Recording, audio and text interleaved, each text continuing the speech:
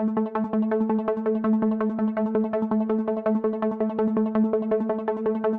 back to DIVEBOMB IndyCar Podcast. After a thrilling weekend in Toronto full of strategy, full of drama, full of crushes, and most importantly, a first-time IndyCar winner in Christian Lundgaard. Well, what a weekend, and where do we start on this, guys? Absolute cracker in Toronto.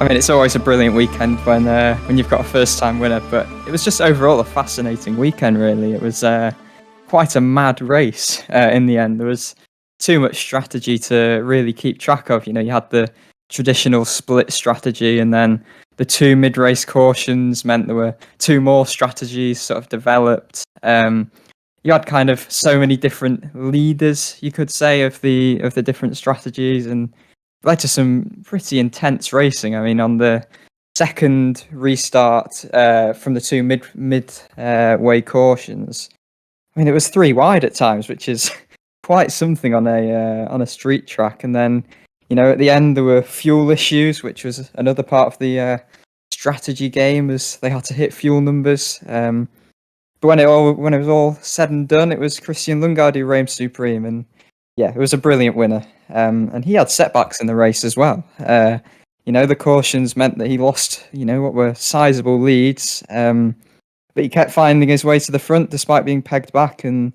was really the dominant driver, which was a nice change, and it was a great story.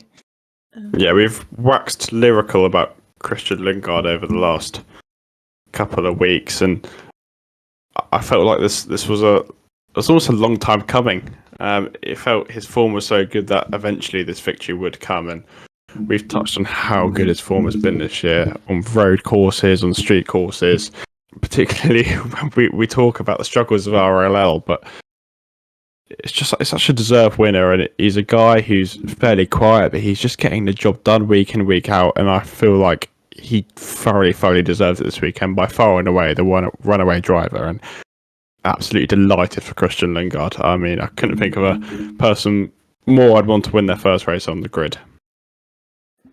Yeah, he was doing amazing all through qualifying as well. You know, it was raining, everyone was kind of struggling a bit. People were sliding off, people were spinning, people were like hitting the wall, and he managed to stay calm throughout it all. And he just did amazing to be able to get that pole and then convert that pole into a win as well. Yeah, I mean, I personally feel pretty smug because I think I put Lundgaard in my predictions for who would win a race from our mid-season review for the rest of the season. But yeah, as you said, it was all through the weekend such a solid effort yet again, whether it was wet, dry, drying and qualifying. He was, you know, always towards the head of the standings, and he'd only driven in the wet once in IndyCar, yet he really excelled in qualifying. And was it a shock pole? It probably was a shock pole, because after all, the Rahal Letterman Lanigan team have really struggled on anything but road courses. I mean, Detroit, as far as I remember, was a pretty wretched weekend for them. So this is quite some bounce back. Long Beach wasn't great either. Yeah, exactly. It was a real story of resilience, really. And for Lundgaard, it's a continuation of what has been a pretty stunning season, and really he's showcased his incredible talent. You know, he showed it during his rookie year, and he's only just built on that in a team that have really been struggling. Yeah, it was a masterful weekend, I think. You know, when at the race start, he got a great start before the very early caution, which we'll probably come on to. After the first caution, he got a great restart again. He kept building that gap on Scott McLaughlin, and even when McLaughlin, who was on the opposite strategy, came into pit, Lundgaard came out over 6 seconds ahead of him. Just, they never really. Well, did it feel in doubt? I don't really know. I mean, obviously, he got pegged back during the where the cautions came out in the middle of the race, but he just always looked in control of the race, no matter where he was. He was always leading on his strategy. It's so impressive. It's so impressive, and it's RLL's first win in nearly 3 years. So that is quite something. Yeah, I think Lundgaard was pretty imperious throughout the entire race. Obviously, his qualifying was absolutely superb, but every restart he had under control. There was only, I think, one moment after a caution where Ray Ward was looking up the inside of him. But other than that, even when he did get cycled around the pack due to strategy, it always looked like he was still the man to beat. Just so a dominant weekend. He showed maturity so far beyond his years, particularly on a circuit which he isn't particularly familiar with still, on a team whose struggles have been so heavily documented. And he just looked in control, and he looked a driver well beyond his years. Yeah, I'd like to give credit to the team as well, I think, because obviously they had the low of the Indy 500 where they were just awful. There's no other way to put it, really. They've had sort of engineering reshuffles that have been well documented. Yeah, they put Lundgaard on the perfect strategy yesterday, despite all of the, the issues related to the cautions that came out at the wrong time. And, you look at the likes of Penske and Ganassi put McLaughlin and Dixon on what was really the wrong strategy by keeping them out under what was the third caution of the race. I know they cycled their way back up, but that was slightly fortuitous. But Lundgaard was he drove so well. The team were bulletproof, and I mean that goes over to Graham Rahal's side as well. I mean, he had an issue in the wet. He had to start, right at the rear of the field, and after it was a poor qualifying. Yeah, he made it up to P9. I mean, the improvements that they've made they're really, really impressive. Yeah, it was more of like a shock, not from the driver of like the win, but from the team. I think after, like you've been saying, after what they've been going through and how bad it has gotten at some points, I think it was just really nice to see that you can come back from something like that. And we'll have to see how the rest of the season goes, but hopefully they can keep that up and keep on, I don't know about winning, but making sure that they're staying at least in top 10 and that. A team like Rahal deserve this so much. We don't need to go into how bad the month of May was, because that could be another podcast in itself, really. But to see kind of the rapid recovery, and to see the risk they took a risk in signing Christian Lundgaard at the start of last year, and to see him pay off so fantastically for the team. He's now 7th in the standings. He's ahead of some season names in the IndyCar field. He's ahead of the defending champion, for example, in the standings. It's just so great to see them turn things around. And as we said, the end of May was just a dire situation for them, and I think Lundgaard has really propelled this team forward in the way he's been driving. I feel that's even lifted someone like Graham Rahal, for example. I mean, I think his driving's also recently elevated, and it's just starting to recover the force that RLL used to be in the series. Yeah, I think it speaks to how well Lundgaard has been performing, that all of this turmoil that people have been speaking about at the Rahal team, that he is 7th in the championship standings. It's astonishing, really, and I think he's shown such maturity, as you said, to kind of guide this team out of what has been a terrible, terrible slump. And I can see Lundgaard, I can see him achieving big things across his IndyCar career, providing he stays in the series, which I really hope he does, because he is a fantastic asset. I think he seems like a really, really great guy who, must be a joy to work with in that team. And, you can see with the results that are paying off now. The fact that Lundgaard's name isn't been thrown around in the driver market like others are, you just really wonder why. I get he's got another year in his contract, but if I'm Chip Ganassi, why wouldn't you? Why wouldn't you? To see a guy beating his really, really seasoned veteran teammate in Graham Rahal and lead this team forward from a team who's had been dire situations, to turn this around is unbelievable. He's an absolute star of the series, and he deserves the bigger seat. Yeah, I 100% agree. I mean, you just have to look at who he's ahead of in the championship. Will Power, Colton Herta, Alexander Rossi.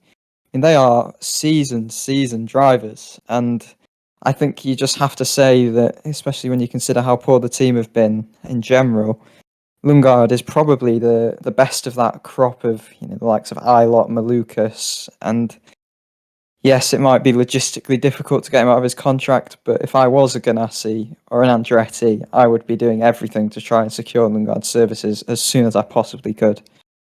I think we also should touch on the man who finished just behind Lundgaard, Alex Palou. pretty poor qualifying for Palou. Got caught out by the rain in the end. It was honestly a fairly quiet race for Palou until the end, where, don't get me wrong, he did get slightly fortunate on the strategy, but the state of his wing in the last 30 laps was quite an interesting sight. And yet, again, he just pulled the result out of the bag. He didn't even look under pressure, and despite a heavily dislodged wing, he still came a comfortable second, and Lundgaard was still the headlines. But again, absolute testament to the way Alex Palou is driving. And if you looked at the car that he finished the race in, you would have thought there's no way that he further extended championship lead today. And we're even saying after qualifying on Saturday, can be a big day for likes of O'Ward and Newgarden, but Palou just did his thing. Yeah, it was like a fantastic drive. I'm actually very surprised that wing didn't come off, because it was, towards the end, it was hanging on by like a thread or two. It was like the wing kept on touching the ground as well, and to be able to stay in second and to, like you're saying, to extend the lead in conditions like that with a car like that, it's just like mind blowing. I don't have any words. And I think this showed that, it's like the Indy 500, where drivers have complained that, he's not had the bad luck of some of us, but this is the second time this season that he's had some misfortune. The qualifying, maybe he didn't have as good a banker lap, but it was unlucky. He got caught out by the rain that none of the teams really seemed to expect. But the way he fought back in the race is just, fantastic. I mean, after qualifying, he didn't even blame the rain. He said he sort of just took accountability, which, speaks to his attitude and his clear-mindedness, and that sort of mentality and mindset really showed during the race. He made some good moves, including on Grosjean. I think that was maybe the pick of the bunch, but it was such a measured drive when that wing, did become severely dislodged. I mean, he had more adversity during the race when he got caught up in Helio Castroneves, his spin after contact with Kyle Kirkwood. Yet, with the damage, he still managed to put in a really, really strong drive. And, he kept some fast-charging drivers behind him. And that wing kept on getting worse and worse and worse. It was like there was just a crack extending. Yet he still managed to, he was keeping off the curbs, keeping off the manhole covers, and, it's really, again, testament to just how well he is driving, and you've just got to be in awe of him, really. So incredible how he just pulls the result out of the bag, and even when he does have adversity like he did today, and obviously he got slung to the front because of a fortuitous caution, but at the end of the day, he still came second with a heavily dislodged wing, and we've kind of been saying for the last 4 or 5 races, next race he'll struggle. It's fine, because the next race he'll struggle, but it's just not the case. He's just good at every single event, and we'll say it again because next week's a doubleheader at Iowa, but he's just getting the results, and the more he extends the championship gap, less rounds to go. You're just thinking, what can anyone do to beat this guy? I mean, yes, someone beat him today, but it's only because he had a heavily dislodged wing. Yeah, I mean, Newgarden for a period looked like he might jump up to second in the championship, but he's still so far back, and it would take an absolute horror show from Palou at these tracks that maybe he isn't as strong at, and Newgarden is incredibly strong at.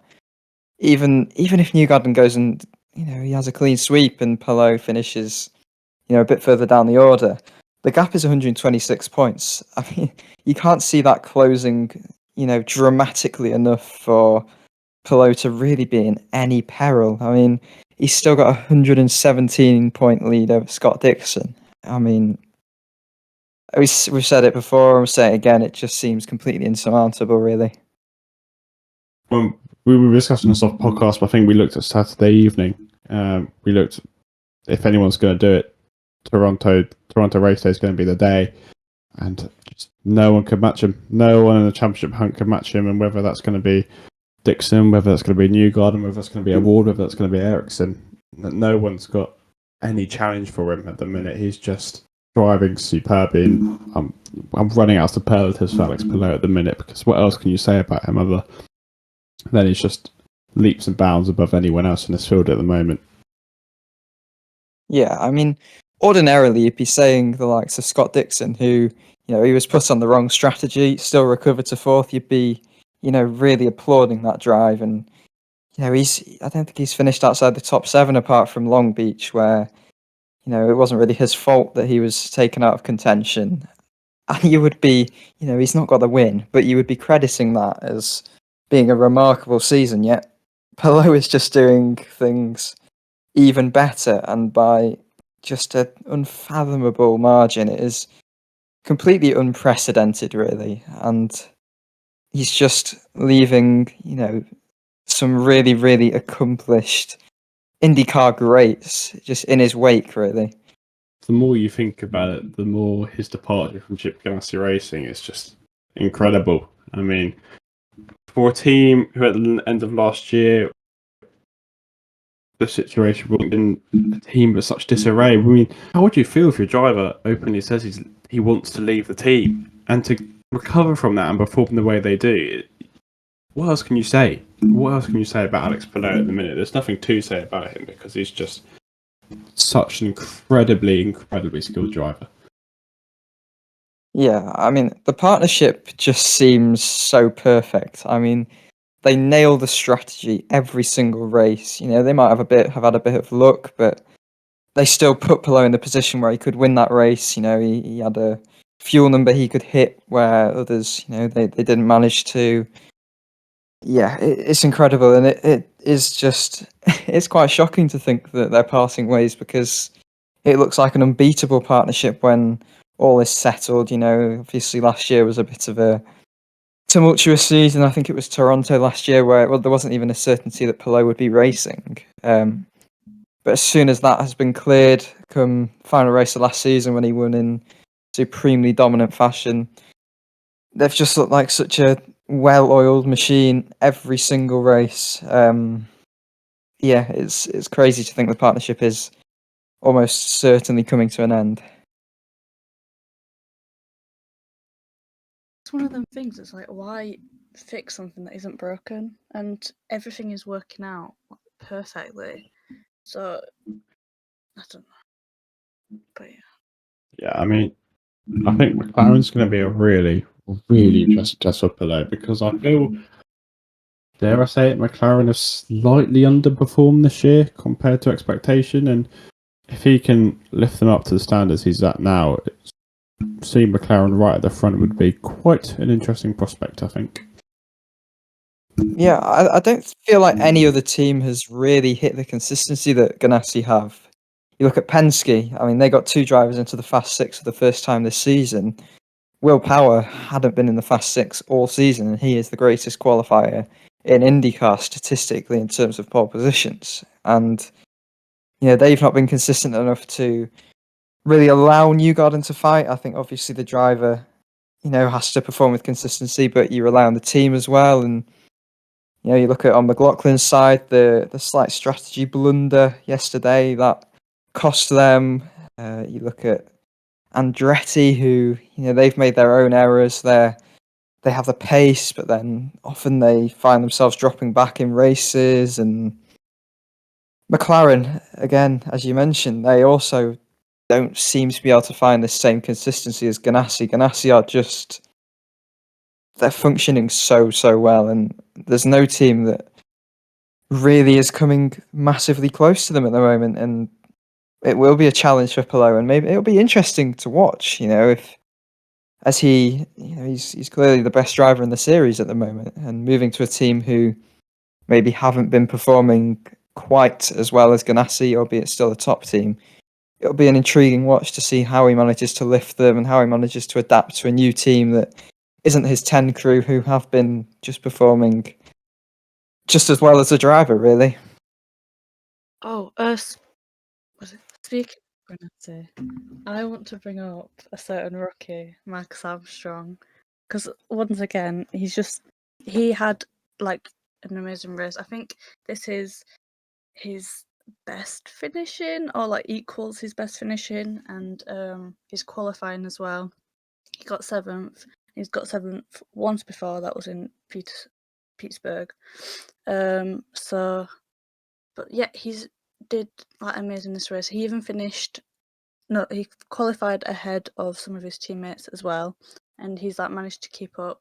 Like he's managed just to keep up with his teammates and kind of keep up with the expectations. And I think if he can continue to be like this, I think there's no reason that next year why he can't be like trying to fight for a win.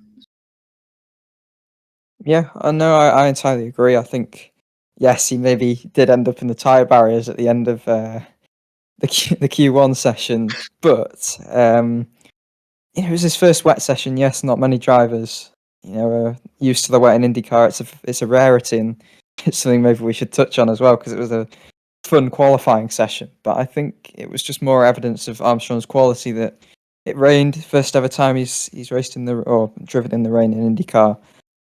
Yeah, he just adapted again, just like he's adapted to the series, really quite seamlessly. And he had a fairly quiet race, but that, as we have touched on a few times with the likes of Canapino, who also had an excellent weekend, that's all you have to do as a rookie. And it was really solid. And, I think he ended on the back of that lead pack in pursuit of Palou by the checkered flag. And, 7th place, that's very solid. And I would be intrigued to see this partnership continue at Ganassi, especially, if they do lose Ericsson, they do lose Palou, that would leave Armstrong as the second most experienced driver in terms of being at the team, the second longest serving. But yeah, he's had a really strong rookie year, and he's still very much in the lead of the Rookie of the Year standings. Yeah, and his qualifying has been really well. I think he's qualified in the top 12 6 times out of like the 8 races because he doesn't do the ovals. So as well, qualifying has just been like amazing, and I think he has managed to kind of translate that over to the races and not like lose that many positions.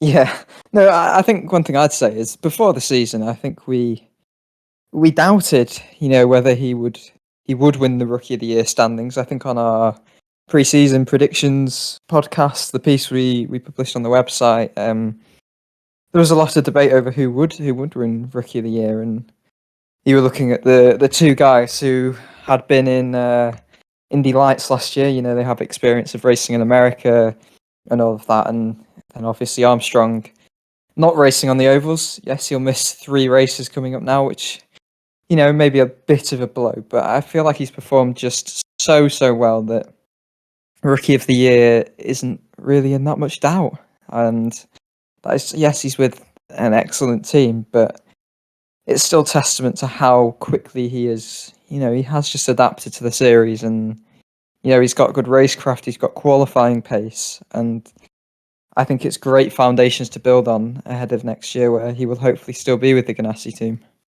I would like to touch on the 3rd place finisher, Colton Herta.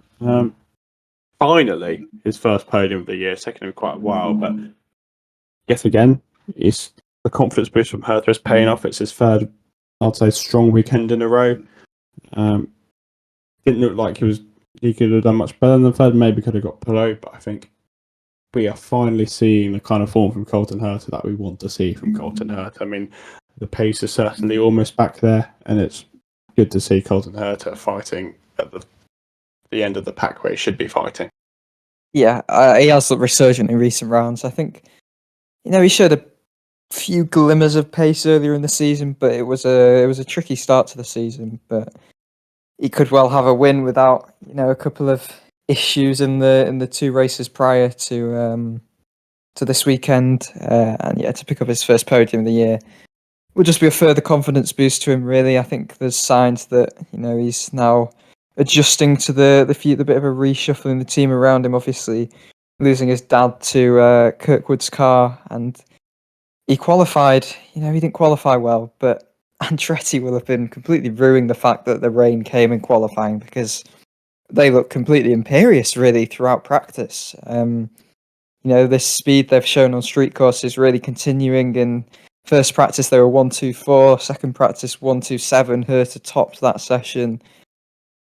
And then it rained, and all of a sudden they don't have a single driver in the Fast 6. You have only 2 of them in the Fast 12. And yeah, but the race they recovered well. At least Herta recovered well. I think we'll maybe come on to Grosjean, and I think we should come on to Grosjean. we probably should. And Kirkwood obviously had issues as well, but Herta at least salvaged something for Andretti after showing some solid pace through the weekend until it got to that wet qualifying session. Yeah, we should probably touch on Romain Grosjean, because I think for the 6th time in 10 races he had an incident. It was a very odd one. He said the wheel came out of his hands or something, The steering and wheel. it just looked like he locked up, and it was quite a big impact on the turn 10 wall. It looked like it caved the concrete a little bit. I don't know. We need a bit of explanation really about what happened, because it's unusual for the wheel to have slipped out of his hand. Whether he, I don't know, clipped an inside wall, clipped maybe a manhole cover, because that was a little bit of an issue. But yeah, the pressure continues to mount really, because he still doesn't have a contract for next year. It's a really it's turning into an awful season for him after all of this chatter in the early rounds about him being the best driver of the driver of the season in the early rounds. He showed such pace. He had the misfortune that probably took a win away from him in St. Pete, and since it's kind of just gone down and down and down, and it's not been a good season for him on the whole when you consider the amount of incidents he's had, many of which avoidable and his fault. Yeah, he said that it wasn't the first time, I don't think, that the steering wheel has gone out of his hands. I think it said that I think he remarked about saying it's happened again or something, didn't he? Yeah, I think he did. Or he was really annoyed with the fact that something similar's happened. Which is strange, because that's not meant to happen. I mean, correct me if I'm wrong, because I'm not a racing driver, but that's not happening to anyone else, so why is it happening to just him? And if it's a problem with the steering wheel or the gloves or something, shouldn't they have changed it? Or maybe it's to do with the car. There's just so many things that could have happened, or whether he's just using that as an excuse. We don't know.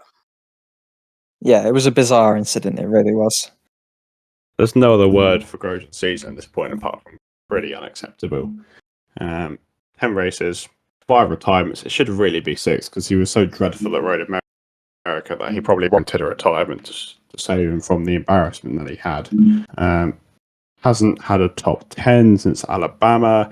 He poked 2 race victories this year. He's crashing out of pretty much every other race. I mean, he lies 13th in the standings. He's 1 place in front of Graham Rahal, didn't qualify for the Indy 500. I mean, we touched on this last week. That is bonkers. That is just such a damning reflection of his season. And we touched on this last week about his contract situation and should Andretti keep him. And the more it goes on, you're just like, why? Why would you keep him? He's crash prone. He's inconsistent. He's unreliable. Yes, he's got it in him, but that's once every 10 races. And what good is that to Andretti? I mean, it's just so bad at the minute. I mean, we say this pretty much every episode, but at the start of the season, we were proclaiming him as maybe a championship contender, and he should have been in front of the standings. But it just gets worse and worse every week. And with his Lamborghini commitments next year, do Andretti bother keeping him? If I'm Michael Andretti, I'm on the phone. I mean, it's just enough. Yeah, I mean, is he even enjoying it at the moment? Like, how could he possibly be having a good time? I mean, I know it's harsh, but when you're having incidents every weekend, it's just... I think confidence is an issue, to be fair. I don't want to lay into him too much, because obviously in sport, confidence is a big thing, and as soon as he has a few incidents, you get inside your own head, and I think that's obviously becoming the case with Grosjean because he is just you don't crash that often if there aren't some sort of there's some demons in there really, and there are a massive few rounds for him before the end of the season to really prove himself because as we said on our driver market episode, there are a lot of young drivers who will probably at this stage be viewed as more viable options. David Malukas, Callum Ilott, Christian Lundgaard, if they could work that out. It's not looking good. The outlook is negative for Grosjean at the moment. Just so disappointed for Grosjean because I want to see him do well. I want to see him get a victory. He's obviously looking towards the end of his F1 career. That probably didn't end in the way he wanted it to. And IndyCar was kind of a new birth for him. It was a new chapter for him. And even this is reminiscent of his F1 days. I mean, occasionally he had some pace, but it's just so incredibly crash prone and accident prone. You're just like, what's he doing? Why is he here? So even if he has like a couple of really good races towards the end, I feel like no one. It's going to sound really bad. I feel like no one's going to like get him, like sign him up.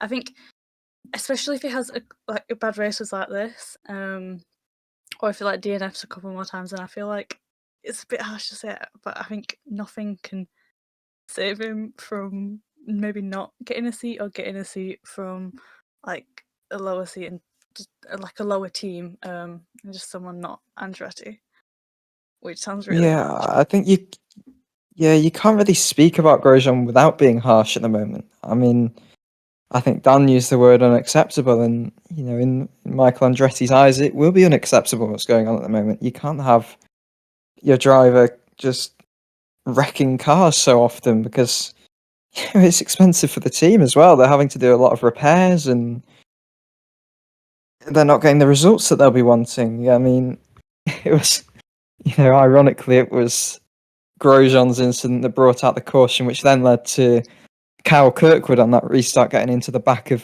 Helio Castroneves, and that sent Kirkwood. Kirkwood was, he was ahead of Herta, and he was on a good strategy, and then he goes and hits Castroneves, gets penalised, stop and go penalty. His race is over as well. It was a bad day for Andretti, apart from on the 26 car.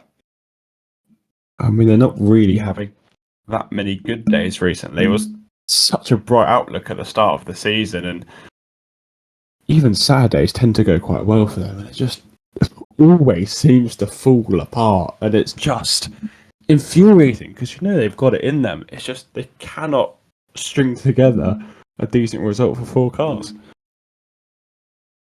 Yeah, I mean, Kirkwood's an interesting one actually because I was waxing lyrical about him on our mid-season review because I thought he was driving really well. However, he had that contact with O'Ward at Road America, I think it was, and then had this contact with Castroneves, which I don't know whether it looked like a lapse of concentration. He was just caught out as a bit of a checkup at that restart. Kirkwood seems to constantly get himself tangled up with someone. Obviously, Mid-Ohio, it was the issue with Palou as well. 3 races in a row that Kirkwood has kind of made an error of judgment of sorts. Obviously, before that, Detroit, he had the misfortune when Ilott pretty much rammed into the back of him, and then he recovered well. But Herta's been the shining light in recent rounds, which wasn't the case earlier in the season. There were stages where Grosjean was the shining light. There were stages where Kirkwood was the shining light. But as you said, there's never been a time where there seems to be any more than 2 cars, or even really 1 car that is excelling. And there needs to be some sort of inquest at Andretti because this isn't really what they want, is it? The performances have been poor. The highest driver in the standings is 9th, Kirkwood 11th, Grosjean 13th, and then obviously you've got Di Francesco down in 22nd. It's laughable. I know, it's damning. I mean, both me and Archer actually got sent something this week, which was pretty funny, describing Andretti. Colton Herta crashes under pressure, Romain Grosjean crashes under no pressure, Di Francesco crashes for a laugh, and Kirkwood gets involved in other people's crashes. And I've never seen such a brilliant sentence to sum up Andretti Autosport at the moment. Oh God. I think we'll probably leave this for a minute. We could probably do a whole podcast on Andretti at the minute, but it's good to see her to do well. But the rest of the team is in such a state at the minute that I think it's probably best to leave Michael Andretti with the pieces to scrap up. 38 minutes into the podcast, we didn't even mention the driver change at the start of the weekend, which just sums up the weekend it was. So if you missed it, Simon Pagenaud still not declared fit for Toronto, replaced by Tom Blomqvist, who is, we touched on last week, heavily rumoured to take Castroneves' seat next year. Blomqvist was actually having a pretty decent weekend until the lap one shenanigans we haven't even touched on, which was actually a massive shame because I was really looking forward to see what Blomqvist could do in a race environment. Yeah, it was so disappointing. I mean, I think foremost it's just say hopefully Simon Pagenaud is okay. I think by all accounts he is fine, but the protocols are necessary. It's necessary that they are strict as they are, and IndyCar are putting them into force. Obviously, maybe there's some sort of concussion as a result of that crash. You wouldn't be surprised. It was a huge shunt. But yeah, Blomqvist, he came into the weekend and he said, it was going to be tough, and he expected to be last in some sessions, and in first practice he was ahead of Santino Ferrucci, but he was 26th, 3 seconds off the pace. He said he felt lost as much as he expected it, but there was a lot to find after that, and Saturday wasn't an easy day. There was a bit of drizzle in second practice, albeit not enough to stop the times improving quite a lot compared to Friday. I didn't manage to catch second practice, but that is what I have heard about it. But yeah, there was lots to find come Saturday, and he made a further improvement. He was last in the session, but I think he had a lap deleted because of Felix Rosenqvist crashing, but that lap was enough to improve 1.5 seconds than on his first the time in first practice, which was really impressive. And then qualifying, it rained, which it's your first qualifying session in IndyCar. All of the experienced drivers don't know particularly how to race in rain, how to drive in rain, because it is such a rarity. Yet Blomqvist, it was a very, very complete qualifying session. He really beat some seasoned drivers. Did he start 20th in the end? Finished 10th in the second group, which is that's mightily impressive in some really, really tough conditions. And then in terms of race running, he looked good. He was 19th in warm-up, which is a massive step forward compared to his previous drive running through practice. And then just to be caught up in that early crash, so unlucky, because he was making real progress very quickly. And I think some race learning would have been valuable ahead of possibly taking a full-time seat next year. And I like the fact that then in his interview he was angry. It was none of this. You sometimes get drivers who are doing a one-off race where they're like, it was a great experience, blah blah blah. But he's here to achieve things. He doesn't want it just to be an experience. He's right to be annoyed, and I really admired that. And I really enjoyed hearing his interviews and seeing him progress on track over the weekend. It was just unfortunate it ended in the way that it did. And it's got to be said, Toronto is not the easiest track to learn on the schedule. It's bumpy, it's narrow, it's tight, it's a tough street circuit to learn, and Blomqvist made a real progress, and I'm looking forward to seeing him in IndyCar next year. I said it last week, didn't expect it to be on so soon, but I think it's going to be a real addition to the series, and I'm glad that the steps have been taken already. What the situation is for next week, we don't know. Whether Pagenaud will be fit, I can't see Blomqvist doing an oval if Pagenaud is unfit. So we'll see it with Marshall. No, I think it'll be Connor Daly.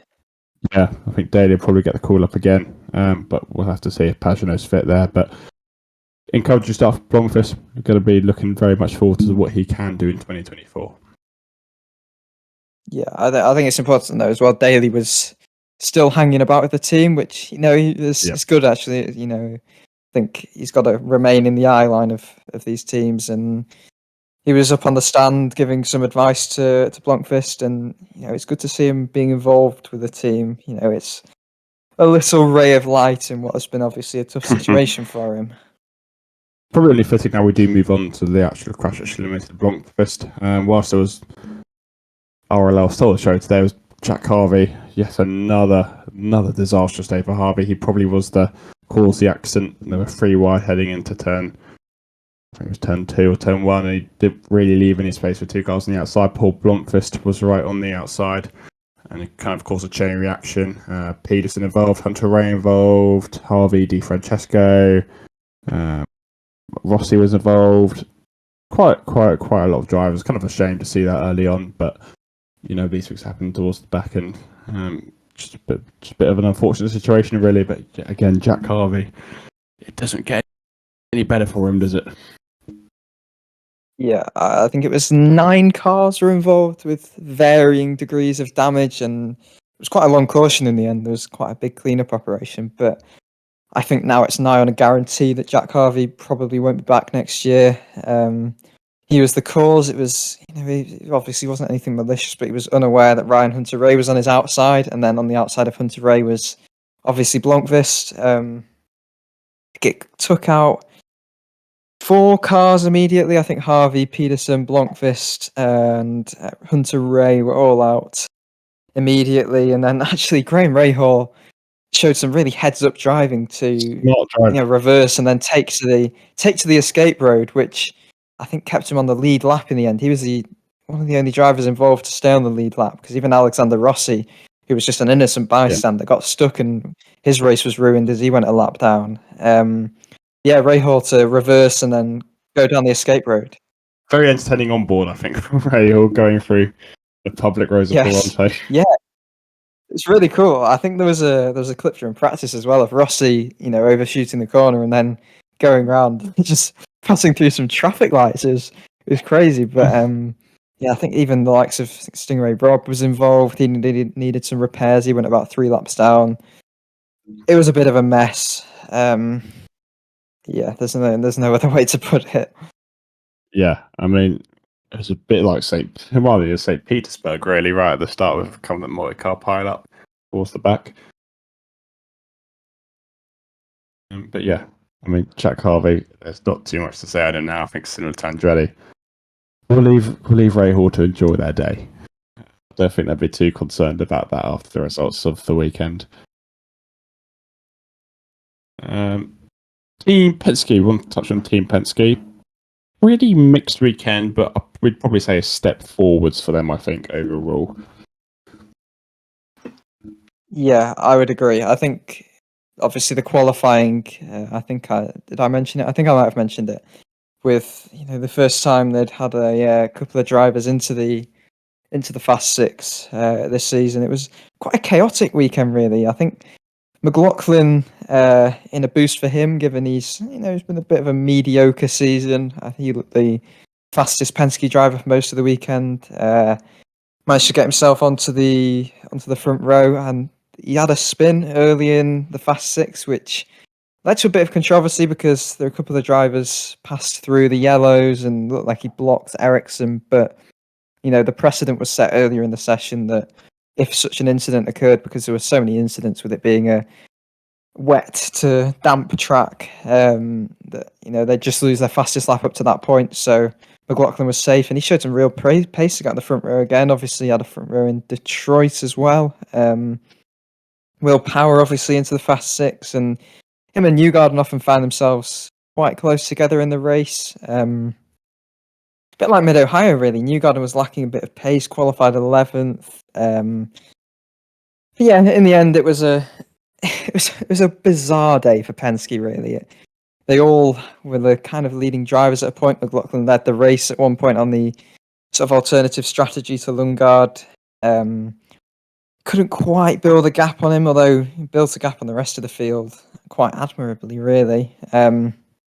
Extended ahead of the likes of Marcus Ericsson, by some margin, but then for some reason they neglected to pit him under the third caution, which sent McLaughlin pretty much to the back of the pack when he did eventually come into the pits. And while he finished 6th in the end, much better. I think if he pitted, he would have been right on the back of Lundgaard, and those two would have been possibly competing for the win. I think McLaughlin said he had a car that he felt he could win the race with. But it's a messy one for Newgarden as well. I mean, obviously we spoke about it's a crucial weekend championship-wise.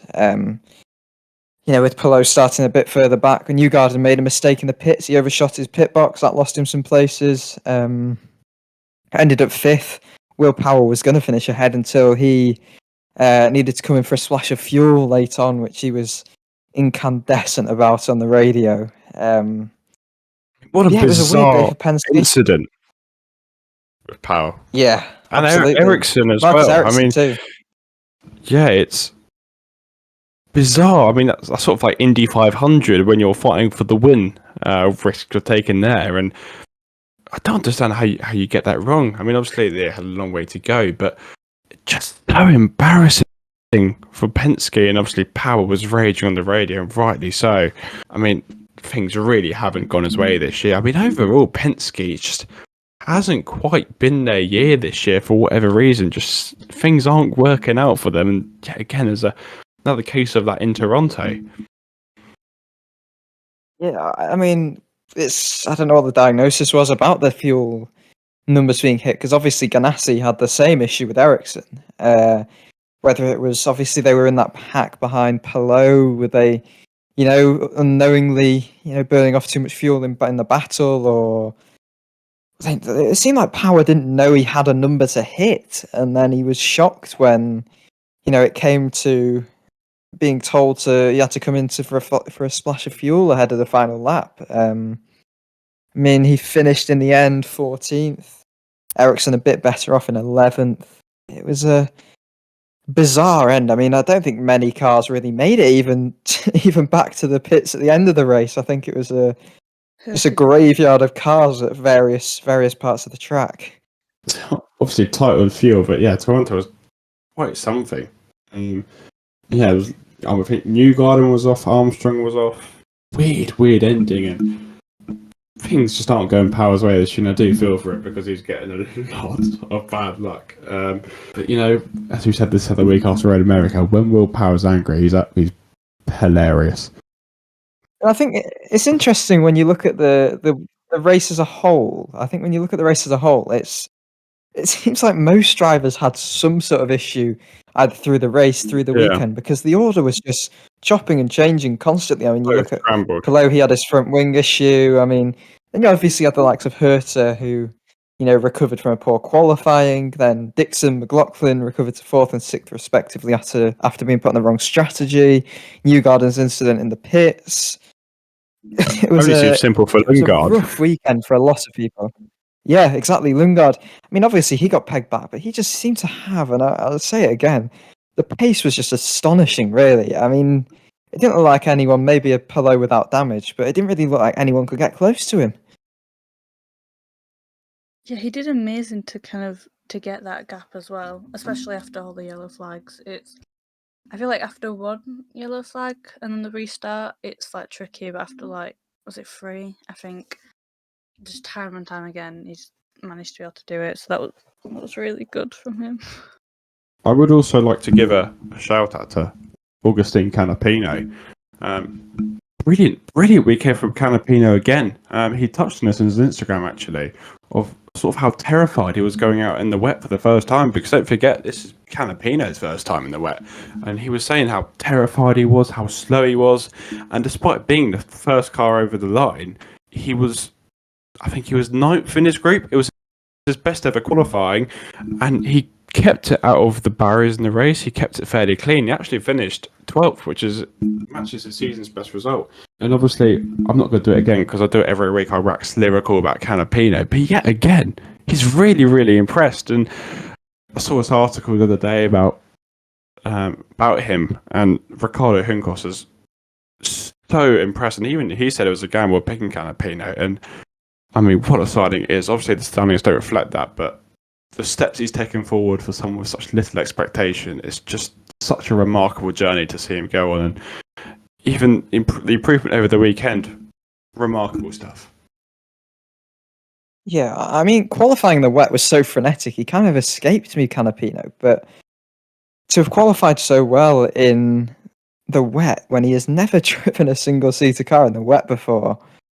I mean, the wet, I really enjoy the wet weather, especially in a spec series like IndyCar. It really sort of, it brings the best out in drivers when you have that sort of challenge, and I think it just further emphasizes Canapino's talent and his pedigree as a driver. And the race was really solid. I think compared to Ilott, he often he seemed to lead Ilott for quite a period. I think Ilott had a rough race. I think he had a bit of contact with another driver, then maybe with the wall, and ended his race slightly prematurely. But Canapino was running in the top 10 for a period, and he's finished 12th. And all is said and done, it's an astonishingly good effort. He was narrowly behind Marcus Ericsson. Obviously, he had to come in for a splash of fuel, but he wasn't even that far adrift of people like Felix Rosenqvist. Unbelievable weekend again for Canapino, and I know we praise him a lot, but he deserves it because none of this was expected coming into the season, and he has just exceeded all expectations.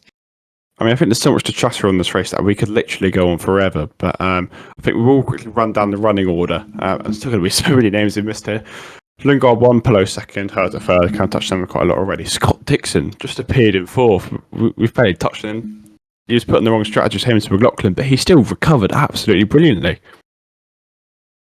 Yeah, I think he came out ahead of McLaughlin and actually made better progress initially. I think McLaughlin got stuck behind Rahal for a while before he started to make real progress. It was another really solid effort from Dixon. I mean, despite being pegged back a bit by that strategy, a wrong strategy call from the 9 crew, which is rare. I think they said in the broadcast, didn't they, that if they doubted McLaughlin's strategy, and then they saw Dixon was on the same strategy, and they're like, well, then they must know something. They didn't know something, but I think with all of the carnage late on, it kind of brought them back into it somewhat and salvaged an all right result. He's up to 2nd in the standings now, which it's just incredibly Scott Dixon. He hasn't really done anything special all year, and he's kind of just spawned in 2nd. Again, testament to consistency of him and Ganassi this year. 5th was Newgarden, with 6th being McLaughlin, as we touched on.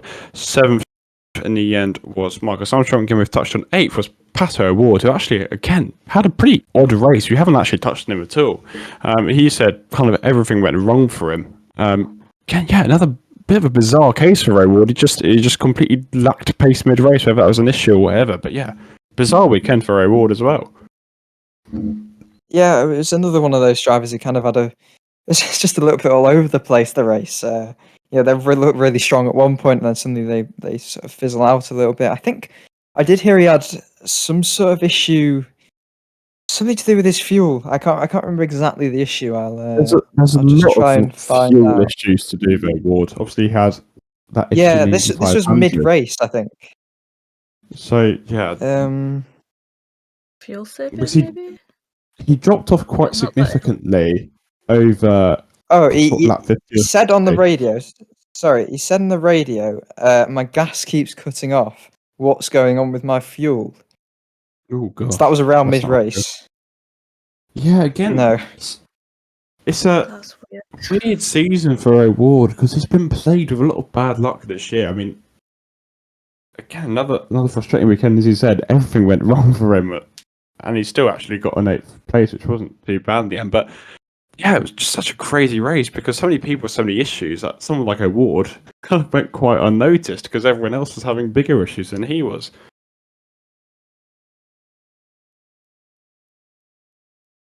Ninth place, so touching 9th place, Graham Rahal.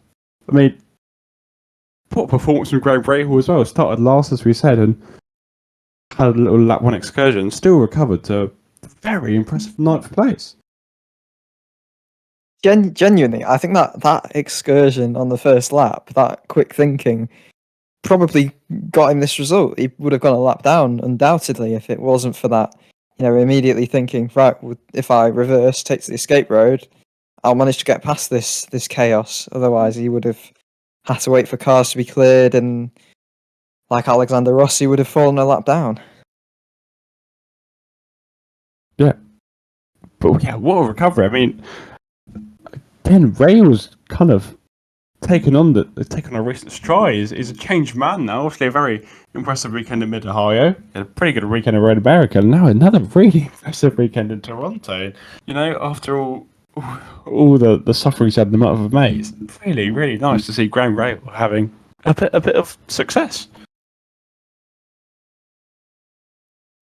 P10, Felix Rosenqvist. I don't think it's much of a touch on him because I can't actually remember what he did during the race. I think just everyone else had issues, so we didn't really notice him. Unless you guys saw anything. Yeah, he had a practice crash. In second practice, he crashed. He just went in way too hot and hit the wall. He was involved in the Castroneves, actually. Yeah, was he caught up in that? Okay, he had. I think the most interesting part of his Sunday was warm up when he was going. He actually finished last, but arguably looked the best in terms of. You know, he was really racy. He was going to wheel with McLaughlin. They had a bit of contact actually. You know, in warm up, but they were both. You know, I think McLaughlin tweeted about it being a good battle. Rosenqvist retweeted it, but I think that was the highlight of Felix's Sunday because the race was a little bit quiet. Really, 10th. You know, it's solid, but it's nothing to really write home about because he was. I think he got on the podium here last year, didn't he? Yes, he did. First AMSP podium, this time last year. 11th place, Marcus Ericsson touched on him. Top place, Canapino, again, impressive effort from him. 13th was Rinus VK. I don't think it's really much to say about Rinus VK nowadays. He did some. Yeah, he got into the Fast 12. Yes, he did. He did, which was pretty impressive. But other than that, pretty quiet race. 14th was Powell in the end, with Kirkwood 15th after his penalty. I mean, Rossi had a pretty disastrous weekend, ended up in 16th in the end. Yeah, I don't think any of it was really too much down to him either. He had an electrical issue in qualifying, and this car was just stranded by the side of the track for the whole of qualifying. You'd see the TV shot, and Rossi's car would just be in the background as the cars are flying past. Obviously, it's out of the way. And then he was just an innocent bystander as the track was pretty much blocked with that first lap incident. Fell a lap down, and that was curtains to his day really from that one, and it all stemmed from that. You know, qualifying, whatever the failure was on the car, he ended up starting 26th. Yeah, not great. Santino Ferrucci was 17th in the end. 18th was Ilo, who had a retirement. I don't actually know quite what it was because it happened quite late on, unless you guys remember. Ilo had he had some contact with another driver and then apparently hit the wall or something as a result of that. Right. Yeah, it was so carnage at the end. We weren't really shown much.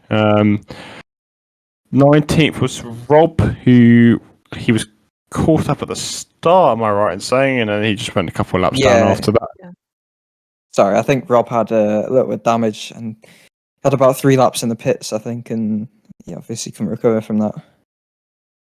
20th was Malukas, who dropped out mid-race as well, if I remember correctly. Yep. Yeah. Bent toe link. Because Rahal almost got into the back of him as Malukas was trying to go into the pits, obviously not really in control of his car because of the damage. I think it was just a minor clip of the wall, but sometimes drivers get away with big hits on the wall, and sometimes you can have a tiny little clip, and if it's at the wrong angle, there it goes, and that happened to Malukas, unfortunately, late on. Yeah, 21st, Castroneves. 22nd, Grosjean. We're not going to touch on him. Followed by kind of all the people who got caught up at the start: DiFrancesco, Harvey, Blomqvist, Hunter Ray, and Benjamin Pedersen. What a crazy weekend. Very fun one. But yeah, manic. A preview for Nashville. Yeah. I mean, and next week we're going to have a bumper episode to record as well. Double header. Next week's going to be a good one. Yes. I mean, you saw Newgarden's story. He was, his Twitter post. He was licking his lip, and I think he will be about Iowa. Double header over. Yeah, it's time to shine for him. Newgarden will be licking his lips. I think Pato Award will be looking pretty excited as well. I mean, he's fairly strong at the short oval, probably not quite as strong as Newgarden. He obviously won it here last year after Newgarden's misfortunes, and good chance for him to pick up his first race win this season as well. Yeah, probably. I mean, obviously it took Newgarden's... It was a suspension failure in the end, wasn't it? That Yeah. curtailed this championship hopes. Really, in the end, Mm. that was really Cost them. costly. Yeah. I think if well, I've said this every week for the last about 3 weeks, so I don't really want to say it again. But if Palou is to be stopped, this is going to be the last chance resort. Palou, out of all the circuit types, short ovals are probably his weakest by some distance, and Newgarden's the absolute king of the short ovals. And as I said, if any weekend is going to change the championship, it's going to be this weekend. And you know, when you've got 100 points on offer instead of the 50, there's a lot more to play for. One Moustache gone, 2 races to look forward to next week in Iowa.